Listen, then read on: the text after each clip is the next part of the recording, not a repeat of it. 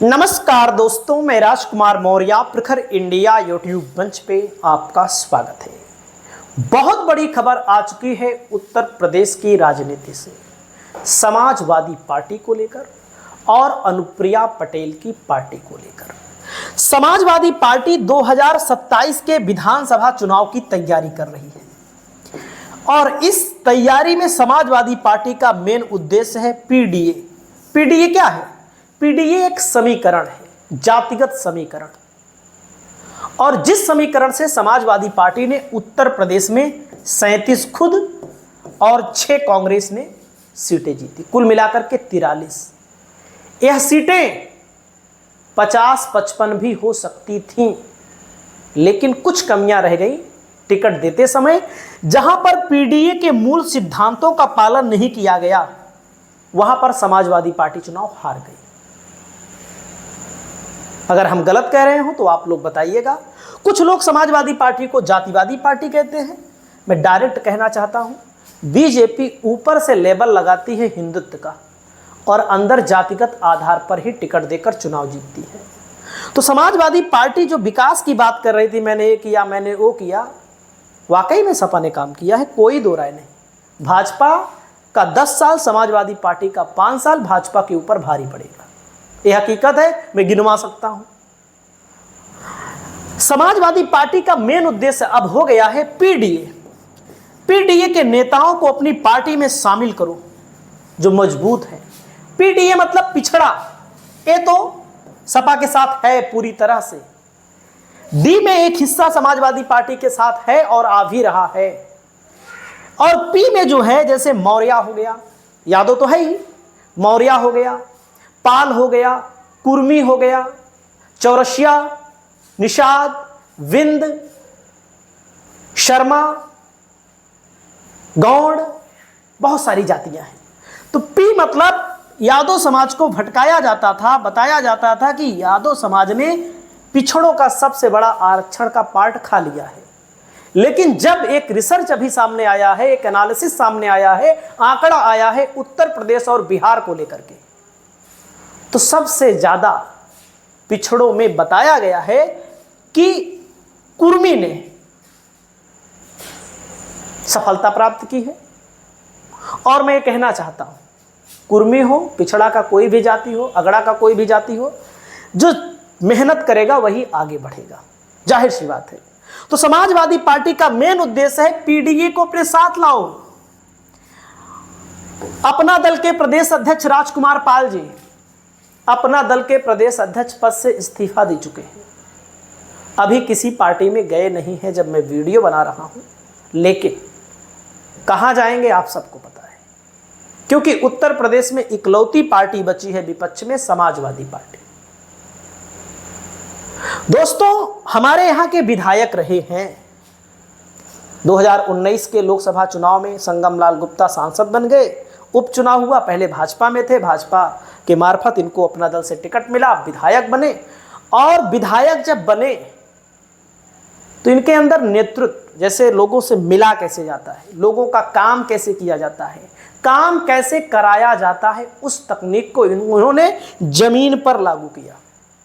हमारे इलाके में, मैं जहां का रहने वाला हूं, उस इलाके में सड़कों का हाल इतना बुरा था और कहीं कहीं पर अभी भी बहुत बुरा है। राजकुमार पाल जी के विधायक बनने के बाद वाकई में काफी सुधार हुआ, बहुत ज्यादा सुधार हुआ, खुद के हमारे गांव में भी। और इनके बेटे हों, इनके परिवार के लोग हों, इनके संपर्क के लोग हों, जैसे बहुत सारे विधायक बन जाते हैं, अपने आप को सोचते हैं कि हम सबसे बड़े तोप हैं, तो लोग उनसे नफरत करने लगते हैं कुछ दिन बाद। इनके यहां कोई भी गया, हालांकि मैं भी गया, उसमें मैं भी हूं, लेकिन इन्होंने काम किया। और काम जब किया तो दोस्तों, इन्होंने जो इस्तीफा दिया है अपना दल सोनेलाल से, इन्होंने आरोप लगाया है, इनका मैं वीडियो भी दिखाना चाहूंगा। अनुप्रिया पटेल सोनेलाल की पार्टी है, लोकसभा में 2 सांसद जीता करते थे, अब की बार 1 सांसद, सोनभद्र वाली सीट बीजेपी राबर्ट्सनगंज, अनुप्रिया पटेल की पार्टी बुरी तरह से हार गई। एक होता है हारना, एक होता है बुरी तरह से हारना। बुरी तरह से हार गई। और अनुप्रिया पटेल खुद कैसे जीती हैं सबको पता है कि लोकप्रियता गिर चुकी है, पूरी तरह से गिर चुकी है। जाति के नाम पर सब वोट देते हैं, जाति के नाम पर, इसीलिए समाजवादी पार्टी ने अपनी बिसात बिछाना शुरू कर दिया है। समाजवादी पार्टी की तरफ से अभी कोई औपचारिक ऐलान नहीं हुआ है, लेकिन इन्होंने अपने लेटर पैड पे लिखा है अनुप्रिया पटेल राष्ट्रीय अध्यक्ष राज्य मंत्री हैं, अपना दल सोनेलाल की राष्ट्रीय अध्यक्ष हैं। आप सोचिएगा, कुर्मियों की सबसे बड़ी नेता, खुद लोकसभा के मार्फत केंद्र में मंत्री हैं और उत्तर प्रदेश में इनके पति मंत्री हैं। इस तरह की पार्टियां क्या करती हैं आप लोग खुद समझिए। अपना खुद मंत्री हैं आशीष पटेल, इनकी पत्नी मंत्री हैं। भैया, कुर्मी समाज में और कोई नहीं था इनकी पार्टी में? आप बताइए अगर हम गलत कह रहे हो तो। और समाज के कोई और लोग नहीं थे इनके पार्टी में? तो जाहिर सी बात है, इन पार्टियों की स्थिति आप जानते हैं।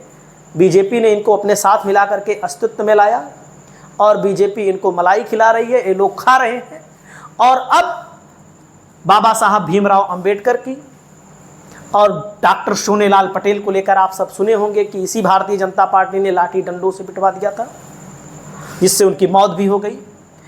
इन्होंने कहा, भटक जाने के कारण, विचारधारा से भटक जाने के कारण प्राथमिक सदस्यता से इस्तीफा देता हूं, इनका इस्तीफा स्वीकार किया जाए। इनके साथ साथ कमलेश विश्वकर्मा प्रदेश सचिव, मोहम्मद फहीम प्रदेश सचिव, BL सरोज जिला महासचिव, अभी लंबी चौड़ी लिस्ट आनी बाकी है। राजकुमार पाल ने आरोप लगाया अनुप्रिया पटेल की पार्टी के ऊपर।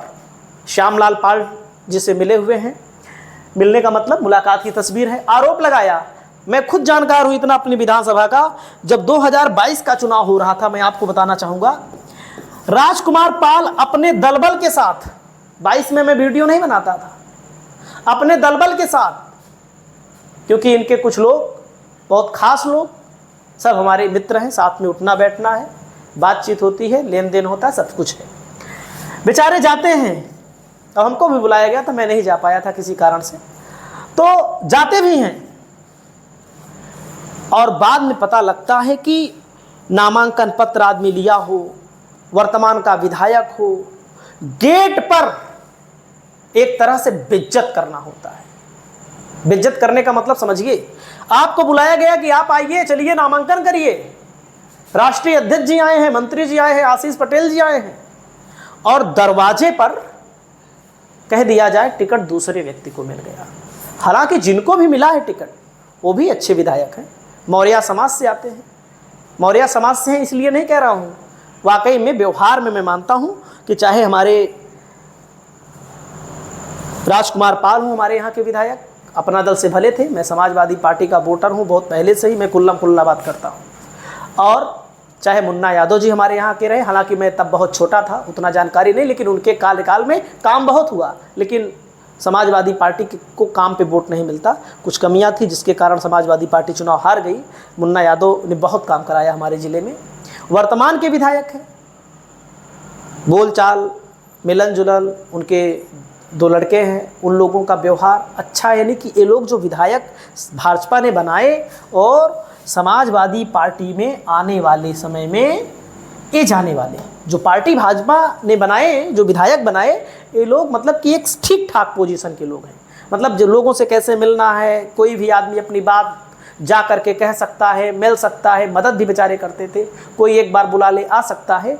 तो समाजवादी पार्टी इनको 2027 के चुनाव में, जो हमको लगता है, हमारे यहाँ के मुन्ना यादव दावेदार हैं, हमारे यहाँ के जो प्रमुख दावेदार हैं मुन्ना यादव, क्योंकि OBC ही चुनाव जीत पाएगा, यहाँ से बैकवर्ड ही चुनाव जीत पाएगा, लगातार बैकवर्ड ही चुनाव जीत रहा है। मुन्ना यादव जीते, उसके बाद संगम लाल गुप्ता जीते, उसके बाद क्या नाम है राजकुमार पाल जीते, तो उसके बाद मौर्य जी जीते, और OBC प्रत्याशी समाजवादी पार्टी यहाँ उतारेगी। तो पाल जी प्रमुख दावेदार हैं, इसमें कोई शक नहीं है। और सदर विधानसभा कठिन होती है, लेकिन लोकसभा के चुनाव में समाजवादी पार्टी गठबंधन को बढ़त मिली थी बीजेपी के मुकाबले में, लगभग शायद 10,000 वोटों के अंतर से। तो आपको क्या लगता है? लाइट भी चली गई है, नहीं तो और चीज़ों को बताता, कमेंट करके बताइए। नमस्कार।